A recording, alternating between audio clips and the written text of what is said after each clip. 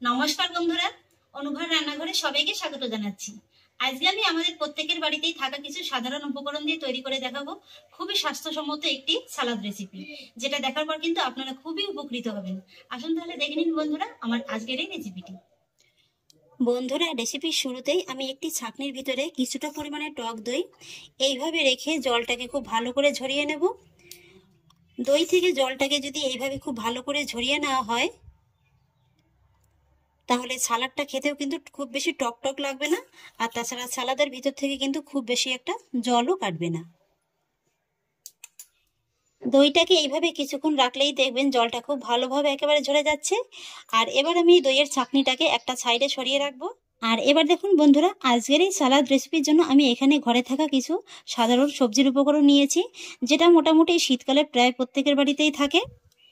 এই যে দেখুন, এখানে আমি নিয়েছি কিছুটা পরিমাণে বাঁধাকপি কুচি, কিছুটা গাজর কুচি, কিছুটা শসা কুচি, কিছুটা পাকা টমেটো কুচি, কিছুটা পরিমাণে পেঁয়াজ কুচি আর কিছুটা পরিমাণে কাঁচা লঙ্কা কুচি। চেষ্টা করেছি প্রত্যেকটা সবজি একই মাপের করে কেটে নেওয়ার এবং একটু ঝিরিঝিরি করে কুচিয়ে নেওয়ার। আর লঙ্কাটাকে দেখুন আমি একটু এইভাবে অ্যাঙ্গেল করে কেটে নিয়েছি, এটা আর কিছুই না, দেখার একটু সৌন্দর্যের জন্য।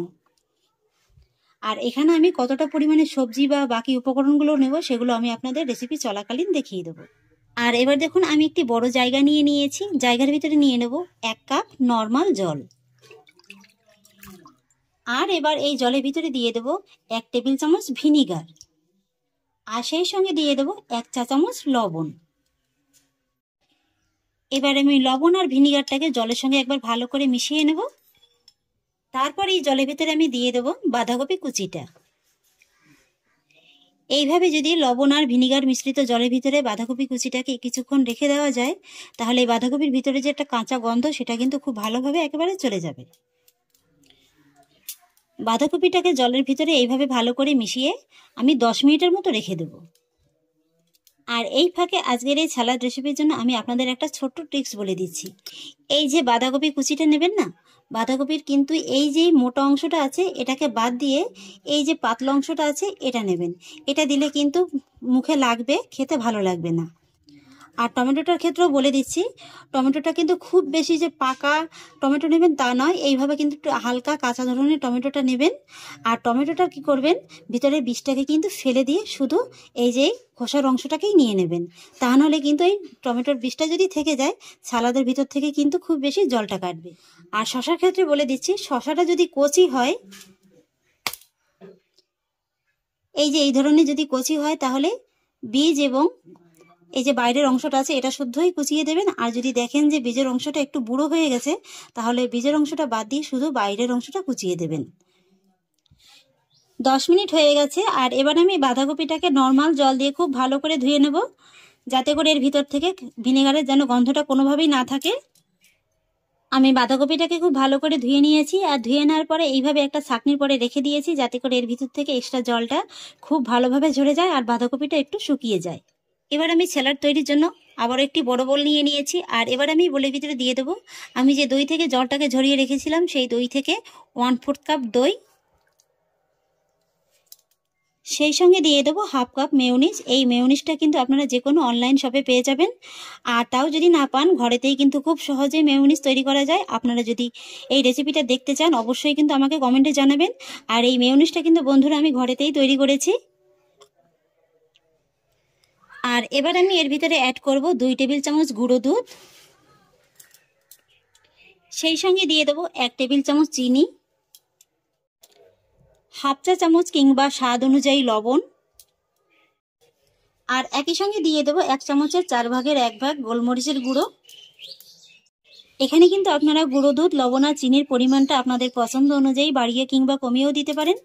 এবার আমি সমস্ত উপকরণগুলো একবার ভালো করে মিশিয়ে নেব, আর কিন্তু খুব ভালো করে একবার ফেটিয়ে নেব। এই যে এর ভিতরে দইটা দেওয়া আছে যেহেতু কিন্তু খুব ভালো করে ফেটিয়ে নিতে হবে, তা না হলে সালাডটা তৈরি করার পরে কিন্তু দইয়ের ভিতরে একটা গুটলি গুটলি ভাব থাকে, সেটা কিন্তু সালাদের উপরে ভেসে উঠবে, সেক্ষেত্রে দেখতেও ভালো লাগবে না আর খেতেও কিন্তু ভালো লাগবে না। সেই জন্য কিন্তু এইভাবে খুব ভালো করে ফেটিয়ে নিতে হবে। সমস্ত উপকরণগুলো আমার ভালো করে ফেটিয়ে নেওয়া হয়ে গেছে। আর এবার আমি এর ভিতরে অ্যাড করব 1/3 কাপ বাঁধাকপি কুচি, 1/3 কাপ গাজর কুচি,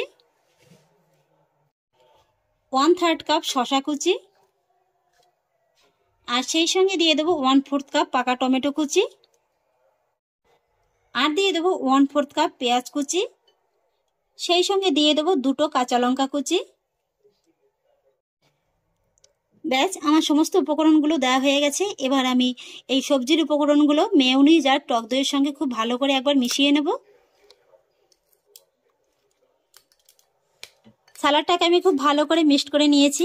আর এই যে বন্ধুরা, তৈরি হয়ে গেল আমার শীতের নানান রকম সবজি দিয়ে সুপার টেস্টি সালাদ রেসিপি। এবার শুধু এটাকে পরিবেশন করার পালা।